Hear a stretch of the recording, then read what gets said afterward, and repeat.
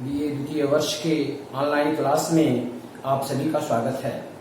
आज हम बात करेंगे द्वितीय प्रश्न पत्र अर्थात भारत के भूगोल की। तो भारत के भूगोल में सबसे पहले विश्व में भारत की अवस्थिति के बारे में जानेंगे। किसी भी देश के व्यक्तित्व निर्माण में उसकी भौगोलिक स्थिति, आंतरिक और समीपवर्ती भौम्याकृतिक स्वरूप, जलवायु विशेषताएं, प्राकृतिक वनस्पति, जीव जंतु, खनिज संपदा, मानव समाज के ऐतिहासिक विरासत, सांस्कृतिक चिंतन का आधार, प्राकृतिक संसाधनों के उपयोग की क्षमता और अपने विरासत के प्रति आस्था आधारी पक्ष माने जाते हैं। भारत की भौगोलिक स्थिति अपने आप में अनूठी है। हिमालय पर्वत श्रृंखला के निर्माण के बाद अस्तित्व में आए इस प्रखंड के भौतिक सांस्कृतिक विविधता के कारण ही इसे उपमहाद्वीप नाम दिया गया है। भारत का आकार तथा विस्तार अपने पड़ोसी देशों की तुलना में अब भी सर्वोच्चता का प्रतीक है। भारत उत्तरी पूर्वी गोलार्ध में स्थित है। इसका भौगोलिक विस्तार 8 डिग्री 4 मिनट से 37 डिग्री 6 मिनट उत्तरी अक्षांश तथा 68 डिग्री 7 मिनट से 97 डिग्री 25 मिनट पूर्वी देशांतर के मध्य है। भारत का भौगोलिक क्षेत्रफल 32,87,263 वर्ग किलोमीटर है। क्षेत्रफल की दृष्टि से भारत रूस, कनाडा, यूएसए, चीन, ब्राजील, ऑस्ट्रेलिया के बाद 7वें स्थान पर है। भारत की संपूर्ण क्षेत्रफल का लगभग 90.08% भाग स्थल तथा 9.92% भाग जल है। पड़ोसी देशों के संदर्भ में भारत की भौगोलिक स्थिति केंद्रीय है। पश्चिम में पाकिस्तान सहित अरब देश और पूर्वी अफ्रीका, उत्तर में चीन अधिकृत तिब्बत सहित नेपाल और भूटान, पूर्व में म्यांमार सहित दक्षिणी पूर्वी एशिया के देश, दक्षिण में हिंद महासागर सहित ऑस्ट्रेलिया, न्यूजीलैंड और अंटार्कटिका महाद्वीप का विस्तार है। भारत का स्थलीय सीमा लगभग 15,200 किलोमीटर है। प्राचीन काल में भारत को आर्यावर्त कहा गया। ऋग्वेद में आर्यों के प्रभुत्व वाले भाग को आर्यावर्त कहा गया। 7 नदियों का क्षेत्र होने के कारण इसे सप्त सिंधु भी कहा गया। फारसी ग्रंथ आवेस्ता में सप्त सिंधु के स्थान पर हप्त हिंदू कहा गया। यूनान एवं रोम वासियों ने सिंधु नदी को इंडोस या इंडस कहा। इस प्रकार इंडिया शब्द की उत्पत्ति हुई। सिंधु नदी इंडस से हुई। भारतीय संविधान में इसका नाम भारत अर्थात या इंडिया विस्तृत है तथा उसमें लिखा गया है कि इंडिया जो भारत है। हिंद महासागर का नामकरण हिंदुस्तान के कारण ही पड़ा।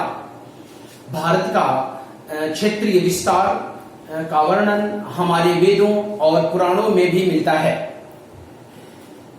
विष्णु पुराण में भारत की भौगोलिक स्थिति को स्पष्ट करते हुए कहा गया है कि उत्तरम यत् हिमाद्रस्य च समुद्रस्य दक्षिणम वर्षतत भारत नाम भारती यत्र संतति, अर्थात जिसके उत्तर में महान हिमालय, दक्षिण में विशाल महासागर तथा ऐसा भारत जो चक्रवर्ती सम्राट भरत की संतानें जहां निवास करती हैं वह चित्र है। भारत का सबसे दक्षिणी बिंदु पहले पिगमेलियन पॉइंट कहा जाता था, लेकिन वर्तमान में इसे इंदिरा पॉइंट कहते हैं। अनेक धर्मों का उद्गम स्थल होने के कारण भारत के पड़ोसी देश आज भी भारतीय संस्कृति के प्रभाव में हैं। ब्रिटेन के विद्वान मैकेंडर ने कहा था कि हिंद महासागर पर जो अधिकार रखेगा वह पूरी दुनिया पर शासन कर सकता है। अतः स्पष्ट है कि अटलांटिक महासागर और प्रशांत महासागर की तुलना में हिंद महासागर की भू राजनीतिक महत्व अधिक है।